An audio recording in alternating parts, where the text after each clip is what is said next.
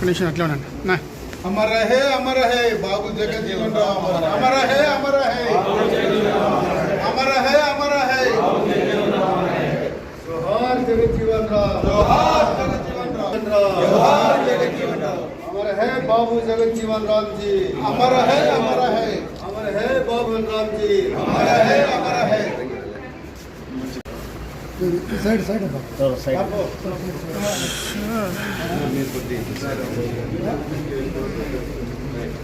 पట్టుకోవట్లే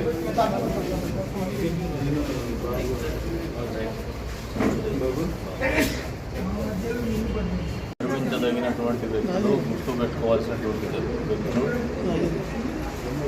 భావి తరాలు కూడా మళ్ళీ వాళ్ళ ఆదర్శంగా తీసుకోవాల్సినటువంటి ఒక నాయకులు కానీ మహానుభావులు కానీ కొద్దిమందే పుడుతూ ఉంటారు ఇప్పుడు దేశంలో. అటువంటి అరుదైనటువంటి వ్యక్తుల్లో ఒకరైనటువంటి బాబు జగజీవన్ రామ్ గారి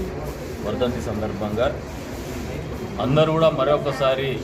అణగారిన వర్గాల్లో నాయకత్వం ఎదుగుదల ఎంత కష్టంగా ఉంటుందో అన్ని కష్టాలను కూడా ఎదుర్కొంటూ ఈ రోజున కూడా స్వాతంత్ర వచ్చిన ఒక 75 సంవత్సరాల తర్వాత కూడా యావత్ భారత జాతి కూడా మరొకసారి వాళ్ళ జీవితాల్ని కావచ్చు, వాళ్ళు అనుసరించినటువంటి పద్ధతులను కావచ్చు, ఆదర్శవంతంగా తీసుకునేటువంటి పరిస్థితుల్లో జీవితాన్ని గడిపినటువంటి మహానాయకులు, జాతి కోసమే బతికినటువంటి నాయకులు ఎప్పుడు కూడా చరిత్రలో నిలిచిపోతూ ఉంటారు. అటువంటి అరుదైనటువంటి వ్యక్తుల్లో బాబు జగజీవన్ రామ్ గారు ఏదైతే ఒత్తిళ్లకు తట్టుకొని ఆ కాలంలోనే బాగా చదువుకొని అణగారిన వర్గాల నుంచి